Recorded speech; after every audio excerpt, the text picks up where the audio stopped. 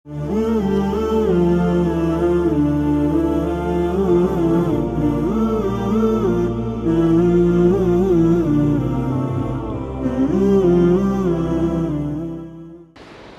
عليكم ورحمة الله وبركاته. بخير بن سرچاوان.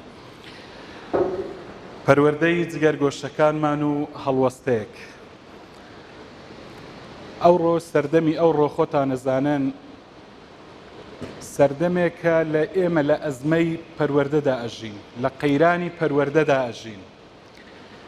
فێربوون هەیە، منداڵان فێرە بن، فێرە زانستە بن، دایکان و باوکان گرنگیان پێدەن بۆ فێربوون. بەڵام ئەوەی کە ئێمە ئەوڕۆکە قەیرانە و لە وڵاتی ئێمە قەیرانە زیاتر قەیرانی پەروەردەیە. دکتۆرێک پێ ئەگات فێر ئەبیت، بەڵام کە پەروەردەیەکی تەندروست نەکرابیتن خیانەت لە نەخۆشەکانی خۆیەکات. ئەندازیارێک، مامۆستایەکی ئاینی هەتا دوایە. بۆیە ئەوەی ئەوڕۆکە بەڕاستی کە لە وڵاتی ئێمەدا قەیرانە قەیرانی پەروەردەیە زیاتر. ئێمە ئەوڕۆ باس لە پەروەردەی جگەرگۆشەکانمان ئەکەین کە ئێوەش منداڵەکانی خۆتان ناردیتە ئێرە بۆ ئەوەی کە پەروەردە ببن زیاتر لەبەر پەروەردەبوونە. خۆشەویستان، خوای پەروەردگارە فەرمی المال والبنون زینة الحیاة الدنیا. ماڵ و ماڵ لەگەڵ منداڵ زینەت و جوانی ژیانی دنیان، یەکێکن لە جوانیەکانی ژیانی دنیام. طبعاً کەس ئەو نیعمەتەی نازانیتن، نیعمەتی منداڵ، نیعمەتی جوانی منداڵ، ئەوانە نەبی کە لێی بێبەش بوون. بڕۆن ئەوانەی کە منداڵیان نییە لەوان بپرسن، ئەوان هەستی پێ ئەکەن کە منداڵ چەندە جوانی ژیانی دنیایە. بۆیە هەموو تاقە و توانای خۆیان، پارە و ماندووبوونی خۆیان تێ ئەکۆشن بۆ ئەوەی کە خوای پەروەردگار منداڵێکیان پێ ببەخشیتن. کەچی خوای پەروەردگار یەهەب لمن یەشاء ئیناثا ویەهەب لمن یەشاء ذکورا. خوای گەورە ئەوەی بیەوێتن پێی ئەبەخشیتن. خوای گەورە ئەو نیعمەتەی بە ئێمە بەخشیوە کەوا جگەرگۆشەی جوان و سەلامەت و ڕێک و پێچی پێبەخشیوین. بۆیە خۆشەویستان، ئەو منداڵانە، ئەو جگەرگۆشانە، ئەو زینەت و جوانیە ژیانی دنیا ئەمانەتن، مەسئولیەتن لە ئەستۆی ئێمەن. ئەو مەسئولیەتە، ئەو بەرپرسیارەتیە دایکان و باوکان پرسیاریان لێ ئەکرێتن دەربارەی ئەو یعنی بەرپرسیارەتەی کە لە ئەستوی ئێمەیە دەربارەی منداڵەکانمان. خوای گەورە لێمانە پرسیتەوە، ئایا منداڵەکانتان پاراستن یان ئیهمالتان کردن و پشتگوێتان خستن؟ ئەو بەرپرسیارەتە نابی بە هەموو کەسێک بسپێردرێتن.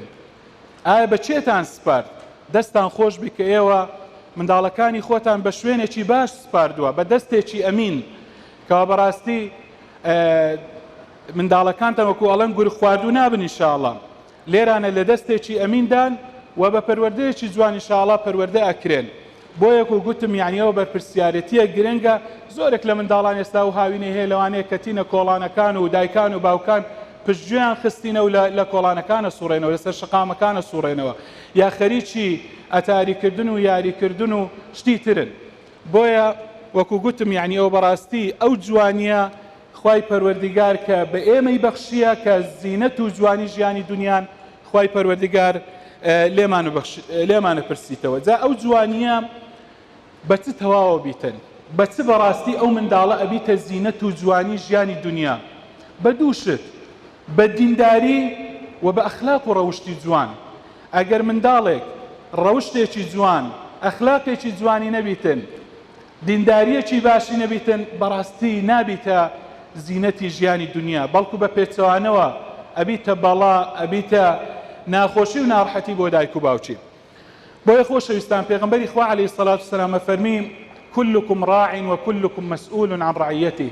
ئێوە هەمووتان شوانن، هەمووتان بەرپرسن، مەسئولن، و هەر یەکێک لە ئێوە بەرپرسە لەوانەی کە لە ژێر دەستیدان. جا پێغەمبەری خوا عەلەیهی سەڵات وسەلام پێدادێتن، ئەفەرمی الئیمام راع ومسؤول عن رعيته.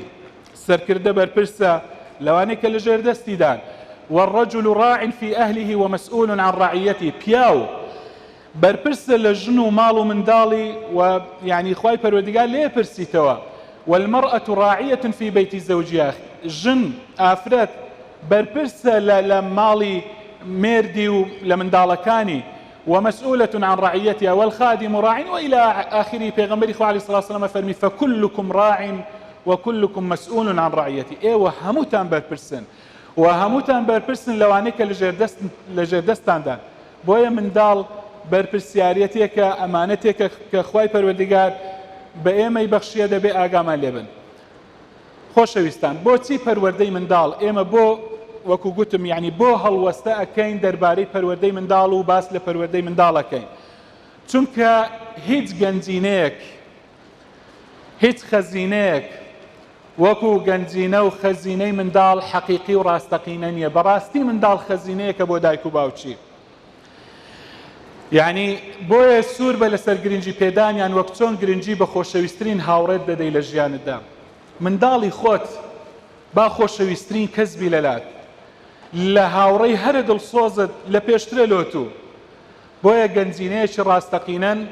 بۆیە ئێمە باس لە پەروەردەی منداڵەکەین. بۆیە ئەڵێن پێویستە گرنگی بە منداڵ بدرێتن، چونکە هۆکارن بۆ چوونە بەهەشت و ڕزگاربوون لە دۆزەخ بە ئیزنی خوای پەروەردگار.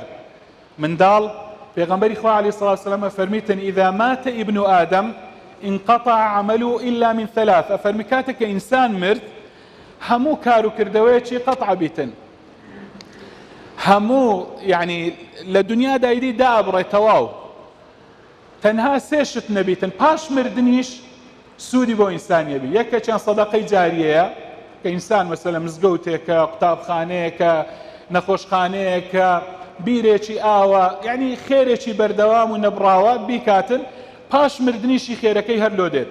دووەمیان ئەو علم ينتفع به. ئینسان علمێک، زانستێک کە فێر بوو، ئەو علم و زانستەی بە خەڵکی دیکە بگەینیتن. جا هەر علمێک بیتن، شەرتنی هەر علمی ئاینی بیتن، هەر زانستێک بیتن. کەسێک مەسەلەن لەوانەیە لە زانستی کیمیایە، فیزیایە، طوبە، هەندەسەیە، کەسێک مەسەلەن لەوانەیە لە سناعی باشە، کەسانی دیکە فێرەکاتن. ئەوە خێرەکەی یعنی بۆ ئینسانی بەردەوامە بیتن تەنانەت پاش مردنیشی. ئەوەی سێمیان ئەوەیە کە پێغەمبەری خوا عەلەیهی سڵاتو وسەلام فەرمیتن ئەو وەلەد صالح يدعو له. منداڵێکی صالح، منداڵێکی صالح کاتێک کە ئینسان ئەمریتن پاش مردنی منداڵەکەت صالح بوو، پەروەردەیەکی جوانت کرد بوو، دوعای بۆوە کردی، یا فێرە نوێژت کرد بوو، حتا ماوە نوێژ بکاتن خێرەکەی بۆ تو دێتن. چونکە تو گرنگیت پێدایە، فێرت کردیە، ناردیتە شوێنی باش کە فێر بیتن، بەردەوام پاش مردنیشت خێرەکەیان هەتا نەوەی نەوانیش و بەردەوام خێرەکەی هەر بۆ تۆ بەردەوام دێتن. کەواتە ئەو منداڵە چەندە دوعا بکاتن، واتو لێرانە هەم فێرە عیلمەکە بیتن، هەم پەروەردە و ساڵح بوونیشی ئینشاءڵڵا پاش مردنیش ئەوانە هۆکارن بۆ چوونە بەهەشتی ئینسان. سێمیان چونکە عیبادەتێکی گەورەیە و خۆشی و لەززەتە لە ژیانی دنیا. منداڵ، پەروەردەی منداڵ عیبادەتە. پێغەمبەری خوا عەلەیهی سەڵاتو وسەلام پێمانە فەرمیتن هەموو کار و کردەوەیەکی ئێوە ئینسانی مسلمان عجبا لأمر المؤمن إن أمره كله له خير. ئەفەرمی سەر مسڵماوە لە کاروباری ئینسانی مسلمان. ئینسانی مسلمان هەموو کار و کردەوەکانی خێرن، هەموو کار و کردەوەکانی بەس نیەتی باشت لەگەڵ هەبیتن. تەنانەت ئاو خواردنەوەت، نان خواردنت ئەگەر بە نیەتی عیبادەت و پەرستش بیتن بەخێر بۆتە نووسرێتن. ئەی چ جای پەروەردەی منداڵ کاتێک کە بە نیەتێکی باش پەروەردەیەکە یا ئینێریە شوێنەکە پەروەردە بیتن، ئەوە عیبادەتە و تۆ وەکو بەردەوام لە عیبادەت دابی ئاوایە. چوارەم چونکە منداڵی ساڵح وەکو گوتم یەکێکە لەوانەی پاش مردنیشمان سوودمان پێدەگەینیتن، چونکە منداڵەکانمان پێویستیان بە پەروەردەیەکی تەندروست و دروست هەیە. ئێمە بۆیە باس لە پەروەردەی منداڵەکەین، پێویستە گرنگیان پێ بدەین، چونکە منداڵەکانی ئێمە وەکو گوتم ئێمە لە سەردەمێکدا ئەژین قەیرانی پەروەردەیە، پێویستیان بەوەیە کە پەروەردەیەکی تەندروست بکرێن و هەروەها بەرپرسیارەتیە. باسمان لێ کرد خوای پەروەردگار لێمانە پرسیتەوە لەو بەرپرسیارەتەی کە لە ئەستۆی ئێمەیە. و حەفتەم چونکە زۆرینەی کێشە و گرفتەکان لە دوای پێشکەوتنی قۆناغی تەمەن هۆکارەکەی پشتگوێخستنی پەروەردەیە لە قۆناغی منداڵیدا. سيك هي عرب الله من لم يؤدبه الأبوان يؤدبه الزمان. هر من دالك لمن دالی دا پرورده نکرد دایک و باوک پروردهی نکن گرنجی به پروردهی ندن زمانه پرورده کام زمانه پرورده نابید بلام شقی زمانه پیاکویتن بویا گرنگه یعنی دایکان و باوکان یعنی او چێشە و گرفتانەی کە دواتر سەر هەڵەدەن تووشی منداڵە بن ئەوەیە کە لە سەردەمی منداڵیدا پەروەردەیەکی تەندروست نەکراون. خۆشەویستان بۆیە پێویستە ئێمە بەڕاستی بۆ ئەوەی منداڵەکانمان پەروەردە بن پێویستە ئێمە بەرەو باشتر خۆمان بگۆڕین خۆگۆڕینی خۆمان بۆ ئەوەی منداڵەکانمان جوانتر پەروەردە بن پێویستە سەرەتا خۆمان بگۆڕین ئەگەر ئەمانەوێت منداڵەکانمان پەروەردەیەکی باشتر بن خۆگۆڕینی خۆمان ئەساسە خۆمان شارەزاکەین خۆمان بگۆڕین ئەو هەڵسوکەوتانەی کە خراپن لە خۆماندا بیان گۆڕین چونکە ئێمە پێشەنجین بۆ منداڵەکانمان منداڵ چاو لە ئێمە ئەکات منداڵ ئەوەندەی کە لە گفتار و ڕەفتاری ئێمە لە کردەوەکانی ئێمە شت فێرە بیتن ئەوەندە بە قسە و گفتاری ئێمە شت وەرناگریت بۆیە پێویستە خۆمان بگۆڕین ئەو شتێک کە ئەمانەوێت لە منداڵەکانمان ڕەنگ بداتەوە پێویستە سەرەتا لە خۆمان ڕەنگ بداتەوە هەر ڕەوشتێک ئەگەر ئەتەوێ منداڵەکەت فێر بیتن پێویستە لە خۆتدا سەرەتا ڕەنگ ناکرێت و باس لە ڕازگۆیی بکەی بۆ منداڵەکەت بەڵام کەچی لە پێش چاوی منداڵەکەت بەخۆ حاشاکی ئێوە ئینسان درۆ بکاتن ناکرێت و بڵێ منداڵەکەت جغارە مەچێشە کەچی لە پێش چاوی منداڵەکەت بە خۆت جغارە بچێشی بۆیە گرنگە ئێمە سەرەتا خۆمان بەرەو باشتر بگۆڕین بۆ ئەوەی منداڵەکانمان باشتر پەروەردە بن شتێکی دیکە گرنگە زانینی ئافەتەکانی پەروەردەی هەڵە بۆ ئەوەی تێنەکەوین یعنی هەندێک شت هەیە ئەوانە بەڕاستی کارەساتن بەڵای پەروەردەین دەبی ئاگامان لێبیتن بۆ ئەوەی تێنەکەوین بۆ نمونە پشت گوێخستنی منداڵ نابی منداڵ ئیهمال بکرێتن یاخود پەلەکردن لە پەروەردەکردندا عملیەی پەروەردەکردن عملیەیەکی قورسە کردارێکی سەختە بە ڕۆژێک و دوو ڕۆژ منداڵ پەروەردە نابیتن کاتی ئەوێ ماندووبوونی ئەوێ زەحمەتی ئەوێتن بەڕاهێنان ناکرێ یعنی بە ڕۆژێک وەڵا پەروەردە نەبوو بە دوو ڕۆژ پەروەردە نەبوو ئیدی ئیهمالی کەی یان لێدان و کوتان و ئەوانە لەگەڵی بەکاربێنی نا بە هێواشی لەگەڵی دەبی ئینسان هەوڵداتن بۆ ئەوەی نەکەوینە ئافەت و بەڵاو موسیبەتی گەورە هەروەها نەزانین ئەوانە بەڕاستی ئافەتی گەورەن خۆشەویستان شتێکی دیکە ڕاگەیاندن و کاریگەری نەرێنی لەسەر منداڵەکانمان ئەو ڕۆکە ڕاگەیاندن کاریگەری لەسەر هەموو تاکێکی کۆمەلگا هەیە چ جای منداڵەکان ڕاگەیاندنی خراپیش زۆر زۆرە لە وڵاتی ئێمەدا یعنی ئەوانەی کە باشن و شتی باش ئەوە بکەن بەخوا بە پەنجەی دەست ئەژمێردرێن بۆیە گرنگە ئێمە ئاگامان لێبیتن لە ڕاگەیاندنەکان جا بە هەموو جۆرەکانیەوە پێویستە دایک و باوک تەدەخول بکەن یعنی کاتیان بۆ دیاریکەن بۆ منداڵەکان ناکرێت ڕۆژە تا ئێوارە منداڵ لەبەر تەلەڤیزیۆن بیتن یاخود خەریکی فەیسبوک و ئەنتەرنێت و ئەو شتانە بیتن دەبی کاتی دیاریکراوی بۆ دیاری بکرێتن ئەگەر نا ئەوانە بەڕاستی بەڵاو ئافەتی گەورەن منداڵ بەرەو هەڵدەیرە بن تایبەتمەندیەکانی دایک و باوک و کاریگەریان لەسەر منداڵ هەندێک شت هەیە وەکو تازە گوتم یعنی کە پێویستە ئێمە خۆمان بگۆڕین هەندێک شت هەیە هەندێک تایبەتمەندی و صفات هەیە لە دایک و باوکدا ئەوانە کاریگەری گەورەیان لەسەر منداڵیە بیتن بۆیە هەر تایبەتمەندیەک لە تۆدایە بزانە ئەو تایبەتمەندیە ڕەنگدانەوەیە بی لە منداڵەکەت بۆ نمونە ئەگەر ئەتوو کەسێک بی متمانەت بەخۆبی کەسێکی متمانە بەخۆبی دڵنیا بە منداڵەکەت وا دەرەچیت کەسێک بی گەشبین بی لە ژیاندا منداڵەکەت گەشبین دەرەچیتن بۆیە گرنگە ئێمە منداڵەکانمان فێرە ڕەشبینی نەکەین ڕەشبینی ئافەتێکی زۆر زۆر گەورەیە یعنی دەردێکی زۆر زۆر کوشندەیە ئەوەی کە تووشی ڕەشبینی بوو تەواو بێتاقەتە بی تووشی خمولە بیتن ناتوانیتن یعنی بەرەو پێش بچیتن بەرەو سەرکەوتن بڕواتن گرنگە ئێمە خۆمان فێرە گەشبینیکەین بۆ ئەوەی ڕاستە لە سەردەمێکدا ئەژین کە هەر چواردە ورمان هەمووی ڕەشبینیە بەڵام گرنگە ئەوە بزانین شەو چەندە تاریک بیتن بەشی کۆتایی شەو لە هەموو بەشەکانی تری شەو تاریکترە بەڵام کاتێک شەو چەندە تاریک بوو بەرەبەیانی بەدواوەیە، سپێدەیەکی ڕووناکی بەدواوەیە، زستان چەندە ساردبیتن بەهارێکی بەدواوەیە. بۆیە هەمیشە لە ژیانواندا گە چەندە تووشی ناخۆشی و ناڕەحەتی بین بە گەشتبینیەوە بڕوانینە ژیان بۆ ئەوی منداڵەکانیشمان گەشتبین بن، ئەرێنی بن.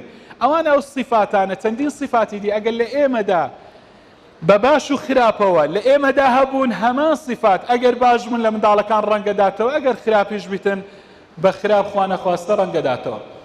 نەزانینی چۆنیەتی پەروەردەی منداڵ لەوانەیە بمان خاتە هەڵەی کوشندەوە خۆشمان هەستی پێ نەکەین، لەوانەشە بەو هۆیەوە منداڵەکانمان ببنە قوربانی. نەزانینی پەروەردە خۆشەویستان گرنگە هەر یەکێک لە ئێمە دەربارەی پەروەردەی منداڵ چەندین کتاب بخوێنیتەوە، نەک کتابەک و دوان.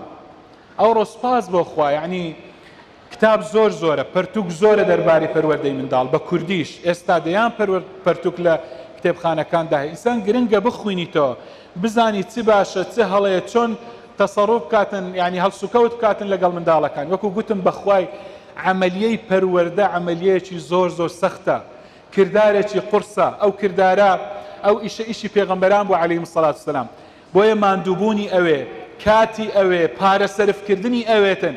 ئینسان پێویستە ئەو سەیانە بەردەوام بیبەخشی لە پێناو پەروەردەی منداڵدا. کاتت، ماڵت هەرگیز یعنی لە پەروەردەی منداڵەکانتدا مەڵێ ئەوەم سەرف کرد، مەڵێ ئەوە زۆرە، بیبەخشە لە ڕێی پەروەردەکردنی منداڵەکان لێیان سەرفکە.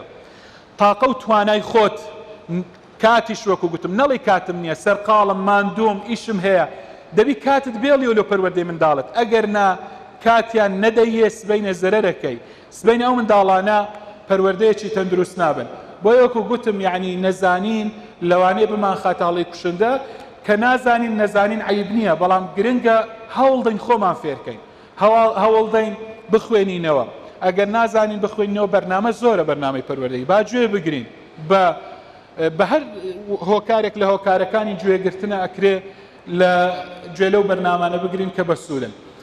یەکدەنجی دایک و باوک لە پەروەردەی منداڵ بەردی بناغەیە. دایک و باوک لە ماڵی گرنگە هەردووچیان یەکدەنگ بن.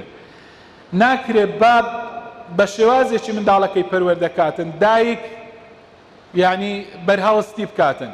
جارو هەیە لەوانەیە لێدان لە منداڵی بۆ لێدانی پەروەردەی لەوانەیە پێویست بیتن لە هەندێک حاڵەتدا. باب هەڵەستی ئەوێتن مەسەلەن شەقێک لە منداڵتدا کە دەستی بگریت و بیتە شەڕیان لەسەرەوە، ئەوە خراپە زۆر زۆر، ڕنگدانەوەی خراپی لەسەر منداڵەکەیە بیتن. نابی دایک و باوک لەسەر مەسەلەی پەروەردەکردندا دەنگە دەنگ و شتیان بەڵکو دەبی هەردووک ڕێککەون لەسەر یەک شێوازی پەروەردەی منداڵ هەردووچیان یەکدەنگ بن. خاڵێکی دی گرنگ ئەوەیە کاتێک کە دەزانیت کەسێک سەرکەوتوو بووە لە پەروەردەی منداڵەکانیدا. تازە باسمان کرد ئەگەر نەزانین چۆن منداڵەکانمان پەروەردە ئەەکەین ئەکەوینە هەڵەی کوشندا، نەزانین عیب نییە، ئەخوێنینەوە، گوێ ئەگرین. بەڵام ئەوەش نەبوو کەسێکی دیکە ئەبینین لە پەروەردەی منداڵەکانی خۆیدا کەسێکی سەرکەوتوو بووە، ئەچین لێ پرسین کاکە تو چۆن توانیت منداڵەکانی خۆت پەروەردەکەی؟ ئەکرێ ئەو خاڵانەی جوان سوودی لێ بینین، بەڵام یەک شتمان دەبی ئاگا لێ بیتن، لەو خاڵی دەبی ئاگادار بین.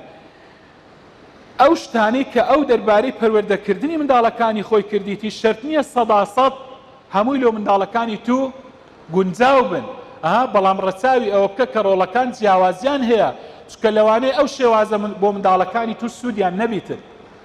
هەندێک خاڵەکرێ سوودی لێ بینی، یاخود ئەکرێت تۆزێک مەسەلەن بە گۆڕانکاریەوە ئەو شتانی کە ئەوی کردێ لە منداڵەکانی خۆدا جێبەجێیان بکەیت. ئەگە زانیت ژینگەکەی ئەوی لەگەڵ ژینگەی منداڵەکانی تو هەموو شتیان وەکو یەکە، ئەکرێ هەمان شت سوودی لێوەربگری، ئەگەر نا ئەکرێ گۆڕانکاری تێدا بکەیت. ڕۆژێک لە یەکێکم پرسی لە مامۆستایەک کە منداڵەکانی جوان پەروەردەکردبوون، گوتم ئەتو چۆن توانیت کە منداڵەکانی خۆت ئاوا پەروەردەکەی؟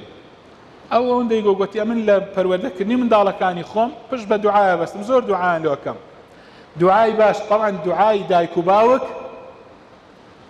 مەقبولە، خوای گەورە قبول یەکاتن، بۆیە دەبی ئاگامان لێبیتن لە دوعای خراپیش.